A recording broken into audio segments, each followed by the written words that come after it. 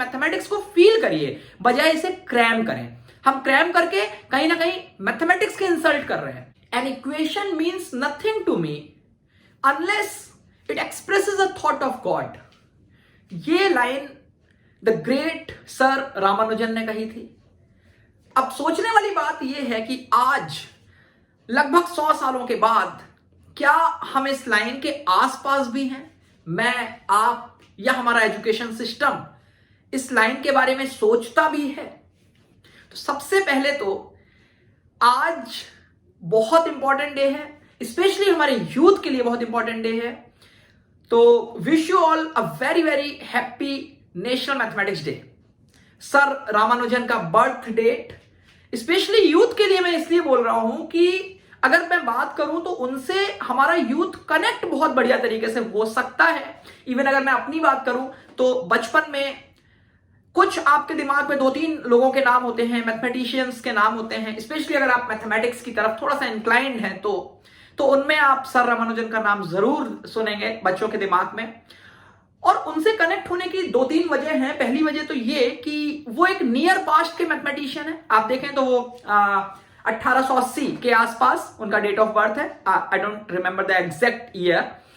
और 1920 के आसपास तक वो इस दुनिया में रहे हैं। बहुत छोटी उम्र में ही वो यहां से चले गए। 32-33 साल की एज थी उनकी। उनके बारे में कहा जाता है कि अगर कहीं वो 5-10 साल और जी लिए होते तो आज हमारी मैथमेटिक्स पता नहीं कहां होती।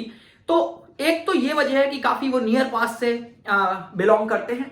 दूसरी एक बहुत बड़ी वजह जो हमारा यूथ खुद को उनसे कनेक्ट करने की सोचता है या कर पाता है और बहुत ज्यादा उनसे इंस्पायर्ड होता है, वो ये कि उनके जो उन्होंने जिस फील्ड में काम किया, नंबर थ्योरी, अगर मैं नंबर थ्योरी की बात करूं तो एक तो होता है कि कोई व्यक्ति हमें अपने काम बताता है, हमें समझ में नहीं आते कि ये काम क्या है, तो हम उन कामों की वैल्यू क्या करें या उनसे हम इंक्लाइंड भी उनकी तरफ कम होंगे। लेकिन सर रामानुजन के जो काम हैं कहीं ना कहीं अगर आप उनको सुनेंगे, उनकी थ्योरम्स को देखेंगे तो एक छोटा 9th-10th क्लास का बच्चा भी ये जरूर समझ जाएगा, अच्छा इस थ्योरम के अंदर या इस इक्वेशन में किया क्या गया है, कैसे किया गया है, दैट इज अनदर पार्ट। वो हमारे स्कोप का फिलहाल नहीं है, या हम में से कुछ लोग जो बहुत ही ग्रेट मैथमेटिशियन हैं प्रेजेंट टाइम के, उनके स्कोप का है। मैं अगर अपनी बात करूं, है ना, जो हमारे आसपास के लोग होते हैं, हम सब तो सर रामानुजन के चरणों की धूल के एक छोटे से कण के बराबर भी नहीं है।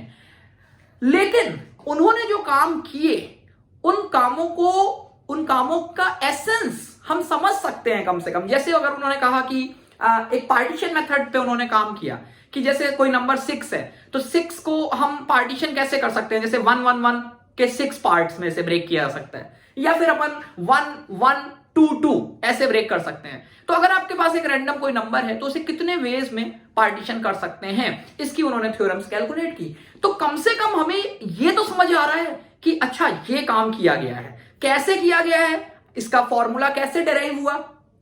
ये सब हर किसी की स्कोप में नहीं है कि वो उसको समझ पाए, लेकिन कम से कम समझ तो रहे हैं कि उन्होंने किया क्या है। तो ये एक बहुत बड़ी वजह है कि जो यूथ है वो खुद को सर रामानुजन से बहुत ही इंस्पायर्ड फील करता है और कर सकता है। इवन कई नॉन मैथमेटिकल बैकग्राउंड के लोग भी अगर गूगल में उनके बारे में चीजें पढ़ेंगे तो डेफिनेटली वो बहुत ही ज्यादा उनसे इंस्पायर्ड होंगे। बहुत ही जबरदस्त पर्सनैलिटीज में से एक। इसमें सबसे पहले तो मैं ये भी बोलना चाहूंगा आपको कि अगर आपने उन पे बनी हुई मूवी नहीं देखी है तो आप जरूर उसे एक बार देखिए, है ना, आनंद आएगा। थोड़ा गूगल करिए उनके बारे में। मेरा तो अगर आप YouTube पेज देखें तो मैंने बहुत छोटा सा YouTube पेज है मेरा, कुछ ही समय पहले बनाया, उसमें फोटोग्राफ भी मैंने सर रामानुजन का ही लगाया हुआ है। I personally I am very inspired with the great sir Ramanujan. मतलब आप उनके बारे में सोचेंगे, उनके बारे में पढ़ेंगे गूगल पे, आपके अंदर वेव्स आ जाएंगी, एक वाओ ये वाली बात, है ना। तो पहली बात तो ये। दूसरी बात जो मैं यहां पे करना चाह रहा हूं कि जो उन्होंने कहा कि जब तक मुझे किसी इक्वेशन में, मतलब मैं गॉड से कनेक्ट होता हूं इक्वेशन के थ्रू, कहीं ना कहीं ये 2-3 तरीके के मैसेजेस इस बात से जरूर निकलते हैं, और वही मैं आपको कन्वे करना चाहता हूं जो मैं समझता हूं उसके बेसिस पे।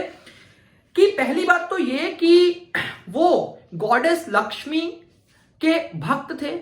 मतलब कहीं ना कहीं आज की डेट में जब बहुत सारे लोग लोगों का ये कहना होता है, ये मानना होता है कि अरे ये गॉड वगैरह ये सब एक अजम्पशन है, इल्यूजन है, उनके लिए मैं ये नहीं कह रहा कि वो गलत है या सही है, लेकिन मैं ये जरूर कह रहा हूं कि सर रामानुजन जो इतने बड़े मैथमेटिशियन थे, वो गॉडेस लक्ष्मी के बहुत बड़े भक्त थे और वो कहते थे कि मुझे तो सब कुछ वहां से प्राप्त होता है, मैं कुछ खुद नहीं कर रहा हूं, सब कुछ वहां से मिल रहा है। ये बहुत बड़ी बात है, अपने आप में एनालिसिस का विषय हो सकता है। और दूसरी बात ये कि इस बात से एक और अंदाजा लगाया सकता है कि आज हमारा यूथ अगर आप देखें तो वो फॉर्मूला बेस्ड बन चुका है। आप देखिए छोटी छोटी क्लासेस में बच्चे 9th में पढ़ रहे हैं, 8th में पढ़ रहे हैं, put the value get the answer, formula उन्होंने याद कर लिया और उसके बेसिस पे उन्होंने आंसर निकाल दिया। ज्योमेट्री की थ्योरम्स हैं, medians are concurrent, altitudes are concurrent, या बहुत सारी आपकी थ्योरम्स हैं, उन थ्योरम्स को तो उन्होंने याद कर लिया, बट उनको डेराइव कैसे किया गया, उनके डेरिवेशंस बहुत सारे बच्चों को नहीं पता है। बच्चे 11th में, मैं कोटा में इतने सालों से देख रहा हूं, 11th में आते हैं, रिपीटर में आते हैं, 13th में आते हैं, 12th करके आते हैं और उन्हें छोटी छोटी थ्योरम्स के प्रूफ्स पता नहीं होते हैं। मुझे कहीं ना कहीं इसमें हमारे एजुकेशन सिस्टम का फॉल्ट लगता है, ना कि उस बच्चे का, क्योंकि अगर उसे अर्लियर स्टेजेस में वो सारी चीजें बताई जाएं, अगर उसे 6th 7th 8th क्लास में एलसीएम का वास्तविक मतलब बताया जाए कि व्हाट एग्जैक्टली एलसीएम इज, तो फिर मुझे नहीं लगता कि आगे आने वाले समय में जब वो सीनियर सेक्शन में होगा, 9th 10th में होगा, 11th 12th में होगा, तो वो एलसीएम के क्वेश्चंस में अटकेगा। जबकि आज स्थिति ये है कि हम एलसीएम रटवा देते हैं, फ्रैक्शंस का एलसीएम निकालना है तो हम रटवा देते हैं कि न्यूमरेटर्स का LCM divided by HCF of denominators.